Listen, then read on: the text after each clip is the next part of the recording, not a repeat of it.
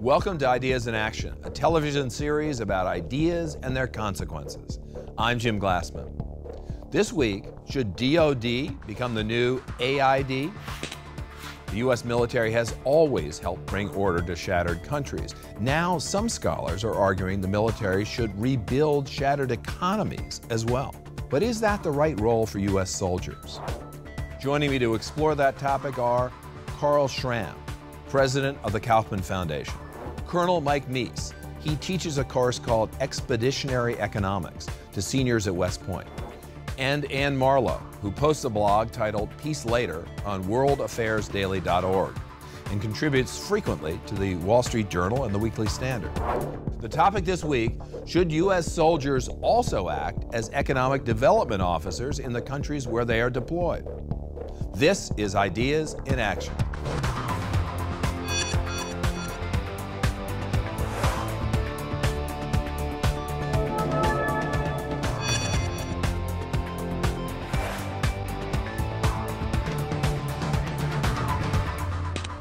Funding for Ideas in Action is provided by Investors Business Daily. Every stock market cycle is led by America's never-ending stream of innovative new companies and inventions. Investors Business Daily helps investors find these new leaders as they emerge. More information is available at investors.com. American military personnel have been asked again and again to do the one thing, really the only thing, that they are not trained to do. And that is to start a free market economy. The United States military is currently deployed in combat missions in Iraq and Afghanistan, whose economies have been shattered by years of repression and civil war. Two very different situations, to be sure, but in both cases, the U.S. military has been called on to do far more than stabilize these countries. In fact, the U.S. military is becoming increasingly involved in helping the people in these countries rebuild their economies, even handing out grants and direct aid, a role traditionally played by civilian agencies and nonprofits. In fact, the Department of Defense is now responsible for 20% of U.S. foreign aid expenditures. The head of the Joint Chiefs of Staff, Admiral Mike Mullen, says the U.S. military is now the dominant force in U.S. foreign policy, above the State Department and other aid agencies. Is this the proper role for our defense forces? Don't underestimate the ability of the U.S. Army to be entrepreneurial and to find creative ways to establish security using economic resources and economic development. Carl Schramm, in the spring volume of Foreign Affairs, you wrote the following: Washington's recent engagements have made it appreciate that post-conflict economic reconstruction must become a core competence of the U.S. military. Why? Well, I think, Jim, that increasingly we are coming to a realization, I suspect it's the forced end with a deadline of our presence in first Iraq and then Afghanistan, that all may not be as rosy a picture, and I think increasingly we're very worried about what we leave behind. As an economist, I sort of see the world in terms of the stability of any new country, any reformed country, any country that's been through what Iraq has been through. Its stability into the future, the basis of democracy, is being whether or not there's a robust economy. And you've asked, why is it that I argue on behalf of the military as the agent? And in a sense, it's almost a default argument. We as a society don't have the personnel, we don't have the expertise, we don't have the background and experience almost any place else. And if you were to read to the back end of the article, which I'm sure you did, I actually make the case that this notion of whole of government is sort of a chimera, that we don't have the expertise resident any place in our government to deal with growing an economy. And recently, somebody asked that question, and a debate broke out in a room I was in, and an argument was made by a very smart person that, in fact, in a world when our soldiers are asked to fight cyber war, that by itself becomes the predicate of thinking that the soldier's job is yet wider than we've traditionally thought. So simply, it strikes me that maybe if our soldiers have to be very good at invasion and the kinetic activity, and now we expect them to be pretty good at pacification and counterinsurgency. Then maybe the next step in the last of the three competencies may in fact being able to at least conceive of what the society should look like when we withdraw. Return to Colonel Meese, if you don't mind me calling you Mike. No, it's fine, Jim.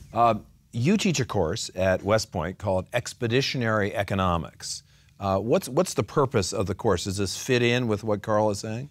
In part it does. It's for our capstone course for our economics majors at the Military Academy at West Point so that we can take the lessons that they've learned from a normal economics curriculum of macroeconomics, microeconomics, econometrics, and then apply that to issues of economics and national security that they're going to face when they're commissioned as lieutenants.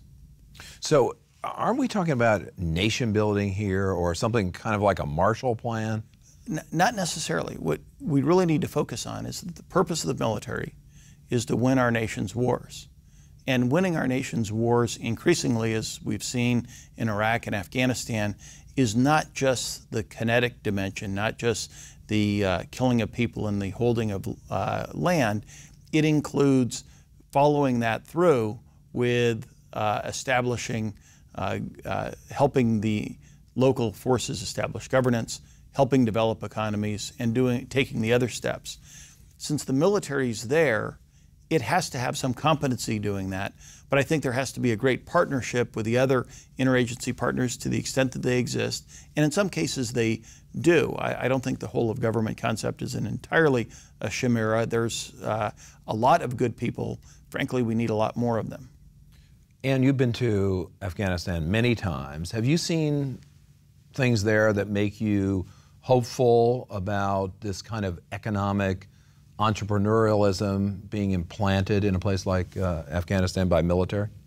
Well, I think Afghanistan is naturally a very entrepreneurial country. It's had a very fast GDP growth rate. And I'm questioning why the military need to be involved in this. I think that in the areas of Afghanistan where there is security, the Afghan people are by and large doing it for themselves. As a friend of mine said, they are natural Republicans. They're not looking for much from the government other than the basic services of the minimal state. I'm going to out free market, Carl, if I may, and say that what we need to do in a place like Afghanistan is establish, and we have done this, we need to establish flat tax. They have a 20% flat tax. They have very good depreciation rules. They have, by and large, gotten rid of their tariff barriers. The only barrier to success in Afghanistan at this point is security and the Pashtun culture. Of course, one of the reasons, Carl, that there is economic growth in Afghanistan is that we've kind of showered money on them. You're very interested in entrepreneurship. You had a very good foundation on that subject. Are there business formations moving along in Afghanistan? I mean, do you see the kind of economic activity that Ann's talking about? Well, I've been to Iraq. I've not been to Afghanistan, so I want to make sure that my credentials are not misread. And they are two completely different places. You don't have to go there to understand the difference. One of the problems we have with Afghanistan is when we think about growth, we're not actually quite sure what the components are. And as your question says, Jim, we do know as we measure GDP, a huge amount of the GDP is actually transfer payments out of the United States. The other part of it is a great deal of growth there depends on the trading of poppy and the opiates that come from its production.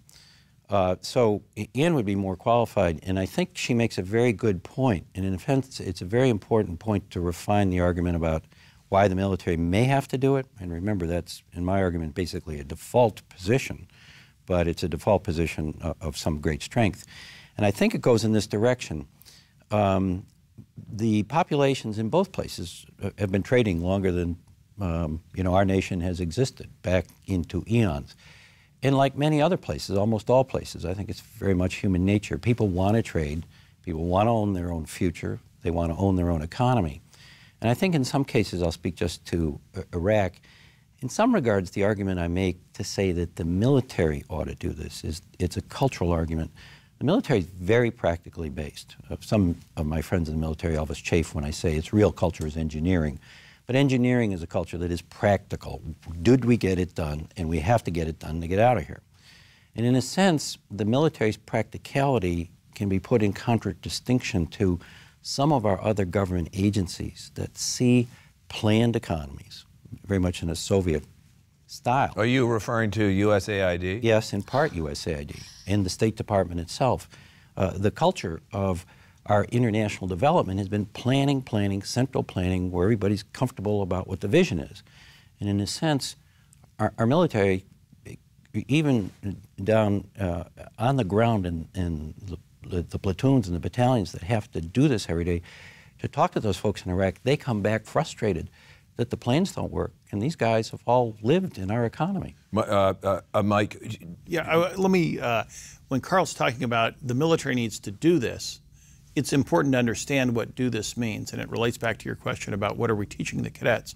We're not teaching the cadets to go out there and start businesses. We're teaching cadets what the fundamentals are of the market so that you don't introduce distortions to the market, going back to what Ann talked about, so that were examples in Iraq where doctors that could be great doctors providing medical services that Iraqis needed, instead, because we introduced a market distortion, would rather work as an interpreter or as a taxi cab driver because they could get paid more because we go in and, again, shower the money with them. So as we're educating the cadets not to go out there and start their own markets, but really to understand concepts of infrastructure, concepts of rule of law, concepts of property rights, concepts of sometimes you do need to subsidize and then withdraw the subsidies so that you can start to get the infrastructure started so that markets can be created. But again, that's after they do their job one, which is security. Let me just go back to Ann, because I want to be clear on what you said. Are you saying that the military ought to do what the military has traditionally done, that is to say, pacify, stabilize, and then in a natural way, the Afghans, the Iraqis will become entrepreneurs and the economy will thrive? Well, they are entrepreneurs. They've been entrepreneurs for hundreds or if not thousands of years before we got there. And basically, you've seen in other post-conflict societies, such as Sri Lanka, such as Cambodia, very high economic growth rates. You know, let's look at some countries that don't have the same cultural construct of Afghanistan and look at what's happening there. I mean, Cambodia had one of the world's fastest economic growth rates for 10 years until they were derailed by the economic crisis in 2009. Sri Lanka had not only socialism, a tsunami, and a civil war. They still managed to have, I think it was a 6% growth rate in 2008, and they're slated for about 4%. So are you saying there's just no need? There's no need for the military's got enough to do. There's no need to have them do this? Exactly. The military are great at what they do, but I think that other people are probably better at building an economy. I think that when you need to get good laws in there, that's something that we did in Afghanistan, we did in Iraq. We had civilian specialists come in and rewrite the tax code of Afghanistan. We had them rewrite the rules governing insurance and the rules governing secured transactions and a lot of detailed stuff because those people were experts in their fields and they knew what the best practices were in those fields. And you can't have no matter how brilliant he is, a 24-year-old recent West Point graduate is not going to be able to rewrite the tax code of whatever country we find ourselves in next. So where are you going to find economic experts? I mean, I know you train them, but they're not, they come out of West Point and they're still kind of young. If you want to build an economy, who are you going to get to do it from the military? And again, it's putting in the infrastructure. Part of the aspects of people that we brought in, for example, that worked very well in Iraq was the embedded provincial reconstruction teams.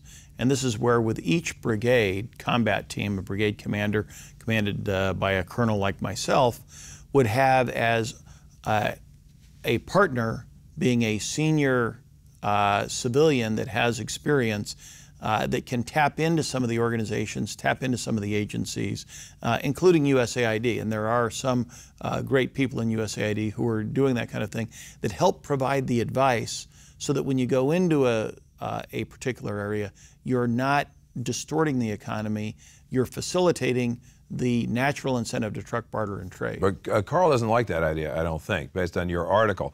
You're not a big fan of USAID or the State Department participating in this kind of economic development, are you? Well, so you're against these PRTs? Well, no, I'm not. In fact, if we have any success, it comes out of that. But I think my measure is what could have been our success had we a better operating theory to go forward. And in some regards, just to build on what Mike said, I think in some regards what we're up to is not arguing certainly that soldiers should be economists, but we're trying to get a notion that as we fight these asynchronous wars, there is always a chapter that involves getting us out. And this, my argument is very pragmatic. If there are good people at State, if there are good people at USAID, that's fine. The fact is, however, that the cultural structures of those agencies go to central planning. And in a sense, I think what you've heard both Mike and Ann say is we actually ought to have a working theory in a way that says, let's get out of the way. Let's let the indigenous energy get going. Let's get out of the way. And in many ways, I think in a sense what we're trying to equip soldiers for is enough economics to understand there are natural forces like physics in an economy, and you want to do just enough to structure it. Ann's absolutely right. You want to get signals in the tax code. You want to get signals in the law that helps a company incorporate quickly. You want to get proof of ownership, simple things like that, which sometimes are getting very much lost in these central planning perspectives. And also maybe in the chaos of war. I mean, it's kind of hard to believe, I think, for most of our viewers that you've got the basics in place, like rule of law, like property rights, these kinds of things. I mean, do those exist now in Afghanistan? It's mixed. So that you can have an entrepreneurial culture develop? Well, first of all, we're talking about a couple of different countries in Afghanistan. The North and the West are, by and large, completely peaceful. I walk around all the time in Mazar-i-Sharif, Herat, and Kabul. It's absolutely no problem. It's like any other developing country. Very different in the East and the South, where we are fighting an insurgency. But I would also argue that some of our intervention in the East and the South has not only not necessarily calmed or pacified those areas, but it has caused the people in the North and the West to be resentful. I've heard from government officials and from prominent business people in Mazar-i-Sharif, well, America is spending millions and millions of dollars on the Pashtun provinces, and all those guys do is kill American soldiers with IEDs. We are peaceful. Anyone can walk around in our province and isn't going to get hurt. We get nothing. We've done everything ourselves. Meanwhile, we've built miles and miles of roads in the province of Khost, for example. The American Army, I've written about this, has done a fabulous job. They have built more schools than ever existed in human history. In the Khost province, I think it was 75 or 80 schools within a 2-year period. And you know what? The province is almost entirely in the hands of the Taliban today. They didn't want the bribes we were offering them. And that gets back to something at the end of Carl's Foreign Affairs article, which has to do with culture. Does that culture want to be like America, and is it a culture that's responsive to fiscal stimuli? But you seem to imply that it is. You said that earlier, that there is the Afghan culture that goes back hundreds of years is conducive to entrepreneurship at any rate. I think Pashtun culture is different. I think that's one of the things that we're fighting. We're also fighting a corrupt government who are arguably not on our side anymore. But in the Pashtun belt, it's probably the least materialistic place I've ever been in many ways. It's really questionable to me whether your average Pashtun village leader would in fact choose a beautiful house in Greenwich, Connecticut, if you offered it to him. Yeah, I'm curious to know, Mike, what the cadets think about this new function for them? I mean, didn't they join up to be soldiers? They did, and that really is job one. And although this show is devoted to talking about economic issues, nobody should think that we've moved away from the number one function that the cadets focus on in most of their other classes and all of their summer training, which is to learn to be great lieutenants, to lead our sons and daughters, primarily focusing on the military missions that they have. But as Ann mentions, another important part is the cultural competency. That's why we've doubled, for example, language instruction at West Point, so that cadets are more aware of different cultures and more aware of the differences, so that when they are applying things such as economics tools, they can do that with the right kind of sensitivity to understand the difference between the northern parts of Afghanistan, the southern parts, the provinces of Khost, Patika, Kandahar, and those areas. Carl, I just want to go back to this question of whether the military should be doing this. You know, you talk about the deficiencies of USAID, but why not simply teach people at AID or people at the State Department the rudiments of entrepreneurial economics? It's a great question. You've got to go question. direct to the source. It's a great question, and actually the way I'll answer it is this. There's another course in expeditionary economics taught in the United States. Myself and two colleagues at Kaufman teach at Fort Leavenworth. Our students aren't cadets, they're majors. And our majors have, every one of them, been in combat in Iraq or Afghanistan.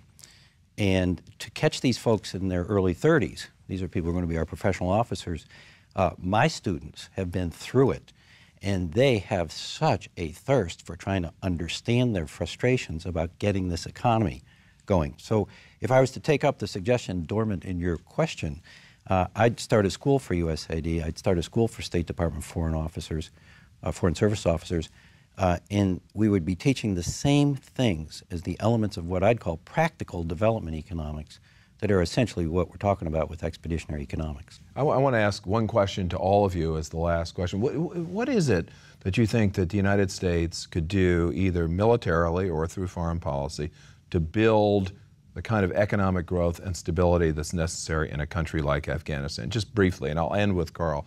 Ann, start. In Afghanistan, I think dealing with the issue of corruption is absolutely key. I think that's the single most important step we can take right now. I've been writing for World Affairs regularly about the endeavors of a Lieutenant Colonel Oaklander in Zabul province to clean up local governance. And we're talking about removing police chiefs, district governors, and police officers who do things like transport heroin in police cars, rape the people they're supposed to be protecting. Really a terrible group of people, yet when he tries to enforce the existing Afghan laws, and there are laws on the books, what happens is the brother of President Karzai, Ahmed Wali Karzai, has personally intervened to save the jobs of these corrupt officials. So any corruption, you think, it would be the basis of increasing economic growth? I mean, it would be very nice to be able to localize. It would be very nice to be able to say, okay, we're going to fix this part of Zabul, we're going to fix this part of Khost, we're going to fix this part of Paktika, and gradually, through the oil spot theory, we will fix all of Afghanistan. But unfortunately, the way corruption works in a semi-feudal society like that, it's impossible to fix the local levels without fixing the top. Mike? Well, I think in addition to fixing the corruption, and I agree with all of that, we also need to reinforce those government institutions that actually do work.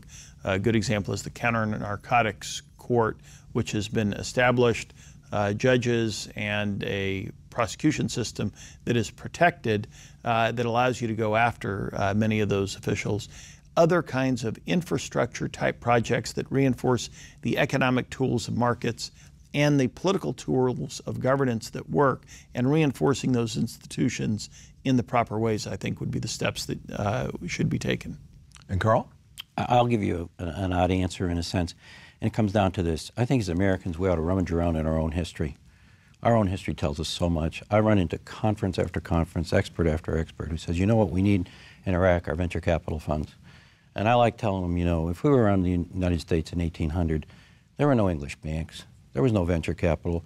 This country was built by bootstrapping, and we invented the institutions we needed, and we continue in the United States to invent the institutions we need to keep our own country going. It's an evolutionary, messy form of capitalism. It is organic growth.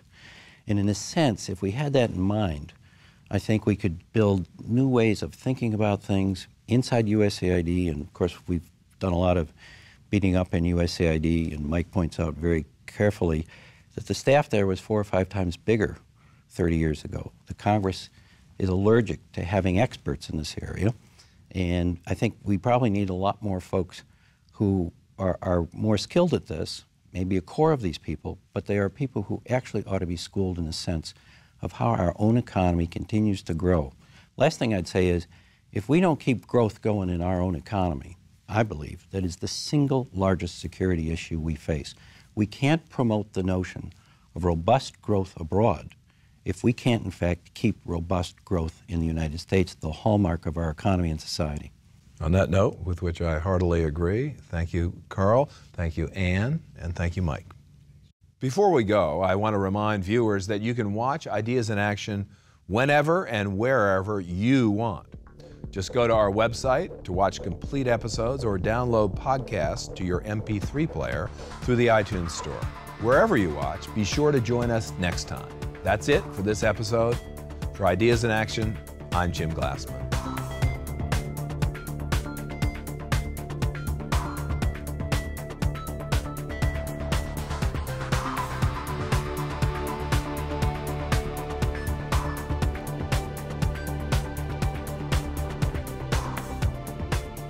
For more information, visit us at ideasinactiontv.com. Funding for Ideas in Action is provided by Investors Business Daily. Every stock market cycle is led by America's never-ending stream of innovative new companies and inventions. Investors Business Daily helps investors find these new leaders as they emerge.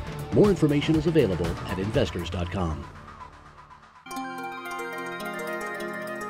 This program is a production of Grace Creek Media and the George W. Bush Institute, which are solely responsible for its content.